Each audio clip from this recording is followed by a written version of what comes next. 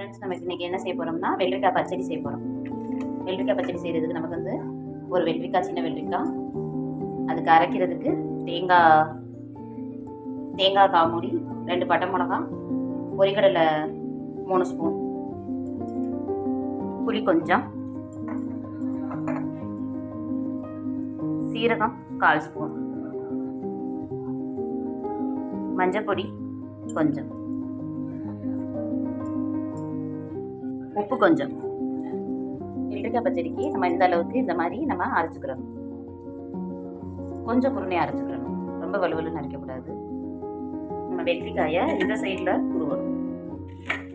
இந்த side cut பண்ணிவிட்டு, கார்னரை cut பண்ணிவிட்டு நம்ம இந்த சைடில், இந்த சின்ன சைடில் துருவணும். பெரிய சைடில் துருவணும்னா ரொம்ப இதாகும், நீளமாகிடும். அதனால் இந்த கார்னர் சைடு நம்ம துருவணும். வெள்ளரிக்காயை நம்ம துருவியாச்சு. இந்த மாதிரி பொடிசாக வந்துடும். இதை நம்ம இப்போ பச்சடியில் ஜாயின் பண்ணணும். இப்போ நம்ம பச்சடிக்கு அரைச்சதை ஒரு கிண்ணத்தில் மாற்றியாச்சு.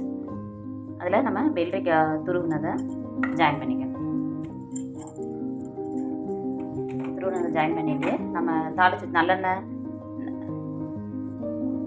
இதெல்லாம் போட்டு தாளிச்சதை நம்ம அதில் ஜாயின் பண்ணிக்கணும். பச்சடி ரெடி, வெள்ளரிக்காய் பச்சடி ரெடி. இது அடுப்பில்லா சமையல். நம்ம பச்சையாகவே எல்லாமே செஞ்சாச்சு. இதை சாதத்தோட பிறந்து சாப்பிடலாம். நம்ம இது எல்லா டிஷ்ஷுக்கும் நம்ம வச்சும் சாப்பிட்லாம். அதை தோசை, இட்லி எல்லாத்துக்கும் நம்ம வச்சும் சாப்பிட்லாம். தொட்டுக்கவும் வச்சு சாப்பிட்லாம்.